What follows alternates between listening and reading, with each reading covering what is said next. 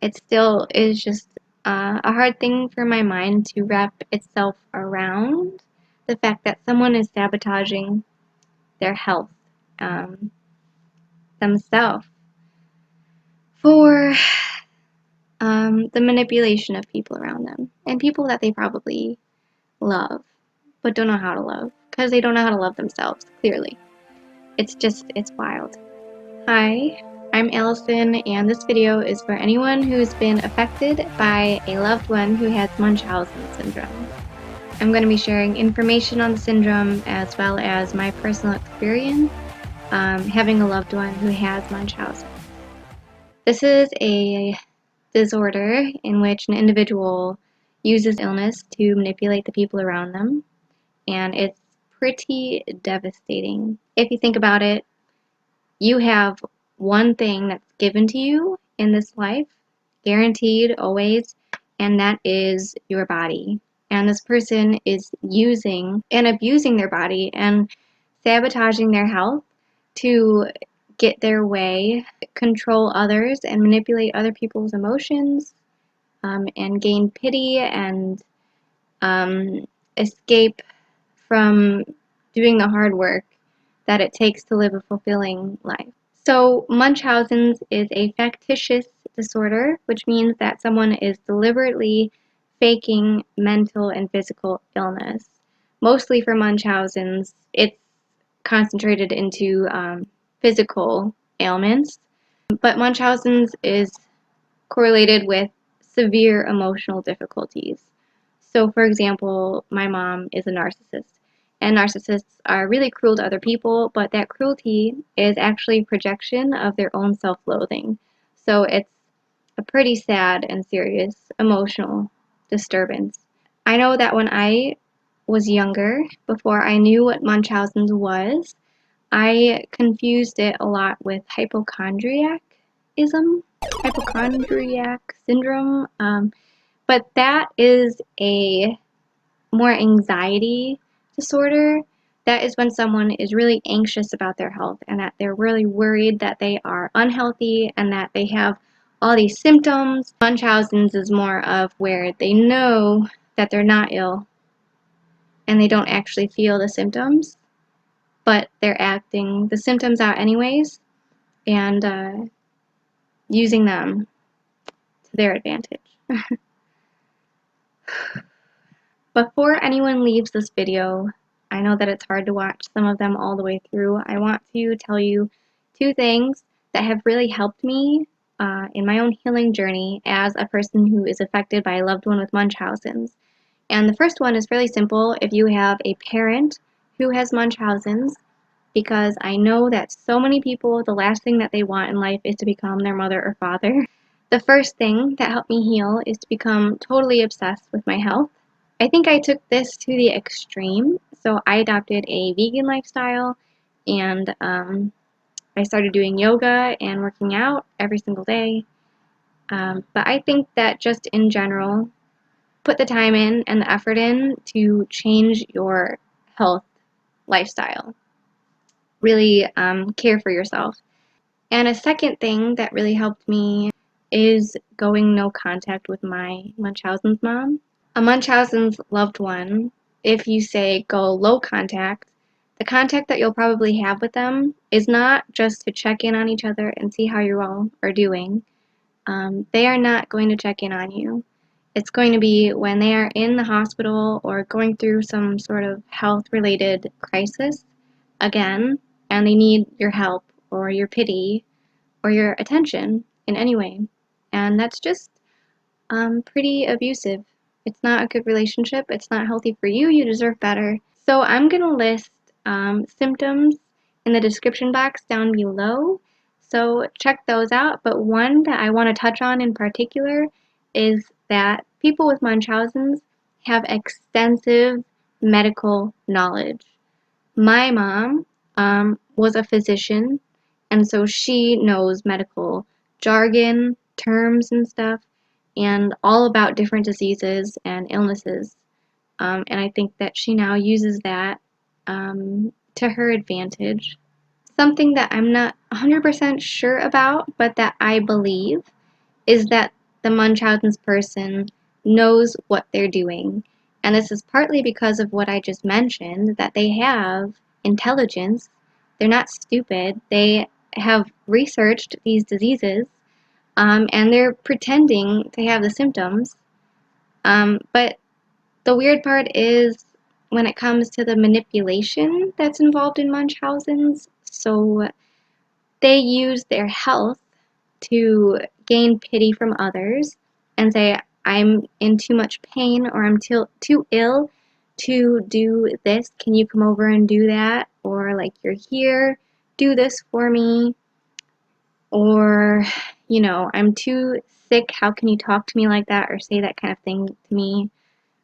So that's really manipulating. And I believe that they know what they're doing. And the same thing with narcissism. Like, I believe they know what they're doing, but there's something in there that's not connecting. The empathy. They don't have that empathy. Like, they can't realize that the other person is on the other side of what they're doing. All they can really comprehend is what's going on inside of themselves. I think they're also aware of the fact that their loved ones can't really deny what they're asking of them, because that would mean that they're kind of denying an ill person, and that other people see that as really heartless. And I'm going to give you an example here. When I was in high school, my first boyfriend was over. We were hanging out, and my mom fell down the stairs. And my boyfriend was like, we have to go help her. And I was like, she's fine. Like, she's fine. Don't worry about it. She, like, does this all the time. Like, she's fine. Seriously. And he was like, taken aback. He was like, really? Like, that's, he didn't call me cruel or anything that I remember, but you could see on his face, he was like, that's your mom, And holy crap, how many times have I heard that? But that's your mom. There are people out there who are the caretakers of their parents, and that's not an easy thing. That is no easy role, to take care of your very ill parent. And to pretend that you're ill and use your kids as like caretakers and use their emotions for your own fulfillment is just sickening. And, there's just people out there in general who actually are in chronic pain or have a chronic illness of some sort, or like really severe illnesses and physical ailments and things that just happen. And it's really sad. It's like, honestly, they're going through something that's serious. And for someone to just fake that is just mind-boggling. For me, I know, like, especially chronic pain, because that's not something that can be tested. It's subjective. I was very distrusting of people who had those gray area illnesses or pains. Like, who's to say you're telling the truth? Which is also really sad, because other people didn't earn that mistrust. That's just something that, is a wound that I have to work through. I think that this became a problem in my day-to-day life when I was a supervisor at a job, and people would call in sick, and I would automatically think they're faking. Like, they aren't actually sick, they just don't want to come to work. And I think that's very telling of how I feel about my mom and her illnesses. Another huge way people who love people with Munchausen's, who have a loved one, another way people with loved ones who have Munchausen's are affected is that you grow up and are raised with your emotions constantly being used and abused. I consider myself an empath, and it works to my advantage a lot. I appreciate that side of myself. However, I think it comes from someone purposefully making me pity them. You don't want to see a loved one in pain. You don't want to see them cry and hurt and go through surgeries and all this. And I think that my emotions were toyed with, and that I went through that and was encouraged to feel the pity and all of the emotions that go along with a loved one being sick more than most, more than necessary completely. And I wasn't like comforted. Instead, like that total empathy was encouraged. So I did provide a list of symptoms in the description box. However, I think that it just takes years of experience with the person who has Munchausen's to determine if they have Munchausen's or not. It's really not something that you can go into a doctor's office and diagnose, because doctors probably see patients who are full of all the time, but they can't just call them out. There's like a like innocent until proven guilty sort of concept ideology that goes into being a doctor. Like, you have to take the patient seriously, because what if they actually are dying? You know what I mean? So it just takes a lot of experience. And another thing on that note, which yeah, there's just so much to it. I would love to make another video if you're interested. If you have specific questions or things that you want me to touch on, I would gladly do that. But, oh my gosh, now I'm so segued. What I was just saying is that my mom will go to a doctor and try to be diagnosed with something. And if that doctor doesn't think that they are, or if like tests come back negative for whatever it is they were trying to be diagnosed as, she will go to a new doctor and continue finding new doctors until she's diagnosed. And many times this involves doing more research, finding new symptoms, and adding that to their act, to make it more likely that the new doctor will diagnose them with whatever it is.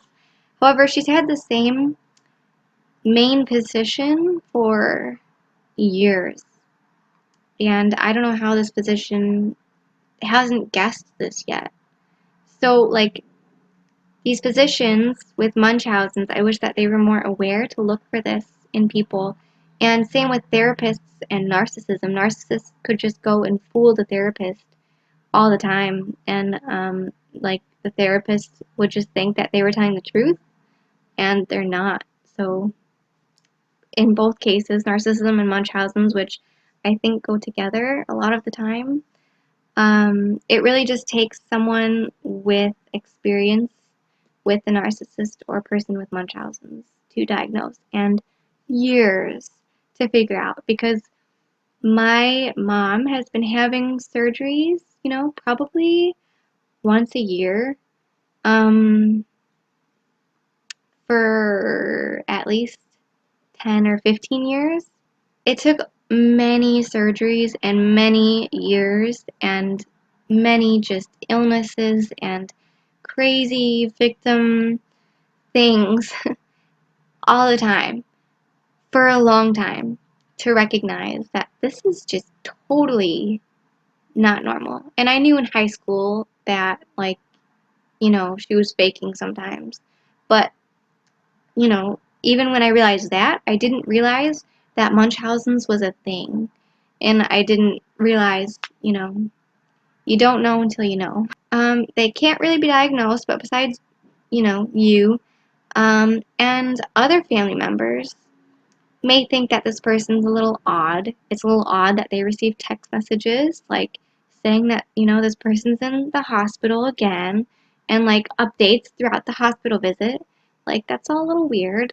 And the frequency of it all is a little weird, and the attention-seeking aspects within it are a little weird, but, that leap to Munchausen's is really a tricky one to determine. But I believe in you. I trust your judgment, okay? If you think that they have Munchausen's, I'm sure that they do, okay? If you want to hear anything else, please let me know in the comments below. And there's a lot of people out there who are seeking information on this topic.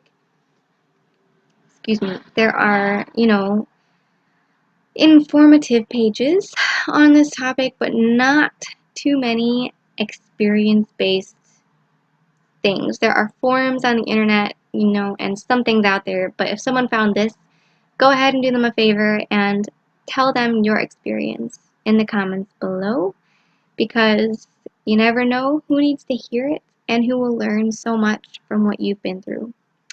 I hope that you benefited from listening to me babble about the Munchausens.